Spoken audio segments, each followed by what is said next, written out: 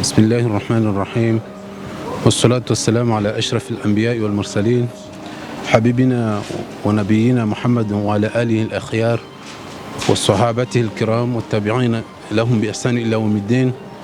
أما بعد، السلام عليكم ورحمة الله وبركاته.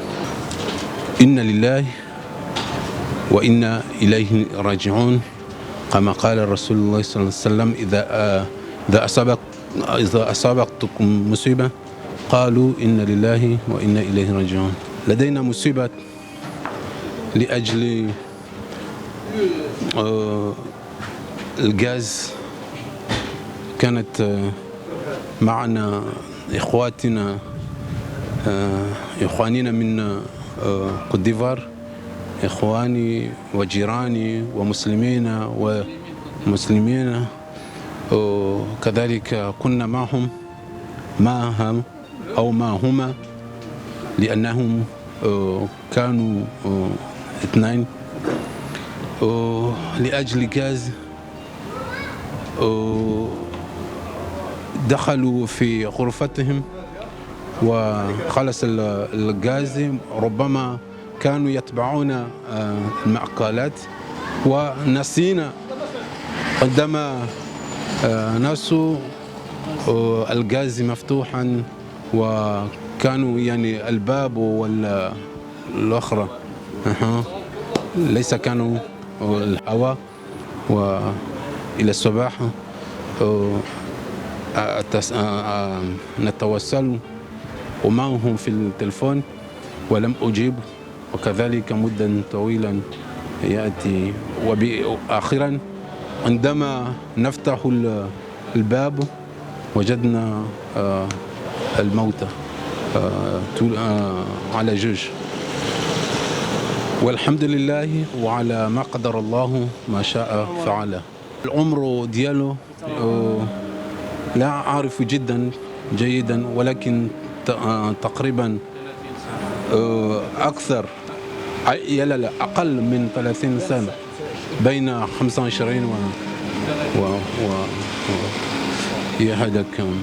أتمنى أن أشكر الله تعالى ونشكر بعض إخواننا المغربيون الذين يسكنون خاصة في مدينة وجدة، الذي يعانون يعني ليست بالمساعدة المالية أو مادية، ولكن يتصلون بيننا ويزوروننا. وكذلك مثلا إخواننا من نبراس، مؤسسة نبراس، وكذلك إخواننا جمعية الطلبة الأجانب الإفريقية مجموعين، وجمعية الطلبة أجانب المسلمين بصفة عامة. أشكرهم وأشكر أنا باسمي يعني سيد أحمد جعفر من دولة جزر القمر. أنا طالب الدكتوراه سنة رابعة. Permettez-moi de m'exprimer de m'exprimer un peu en français pour que toute la famille qui se trouve en Côte d'Ivoire, bien toute la famille qui se trouve ici au Maroc, qu'il soit à Rabat, qu'il soit ici à Oujda, qu'il soit l'ambassade de la Côte d'Ivoire, de présenter avec eux mes sincères condoléances à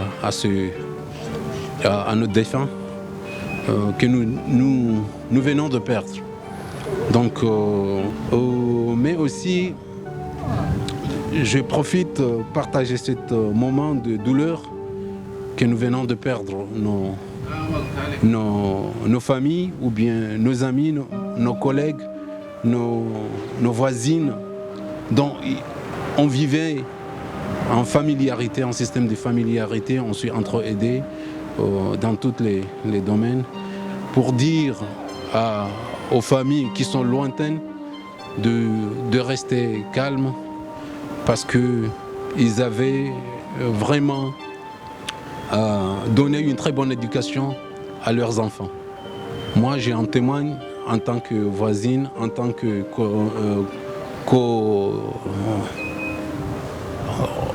puisque nous en fait, Bill Farantia, qu'est-ce que je veux dire? Nous habitons dans un même immeuble, dans un même appartement.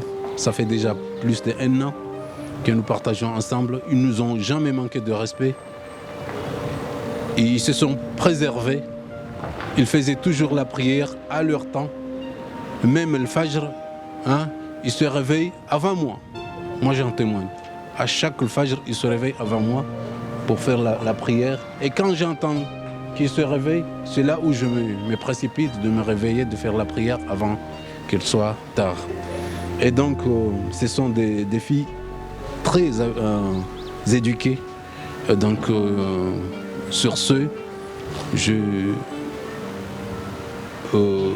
présente mes condoléances à la famille de nos jeunes filles, nos jeunes sœurs, ceux qui sont en Côte d'Ivoire et l'ambassade de Côte d'Ivoire, et ceux qui sont ici à Oujda ou bien dans les provinces différentes ici au Maroc.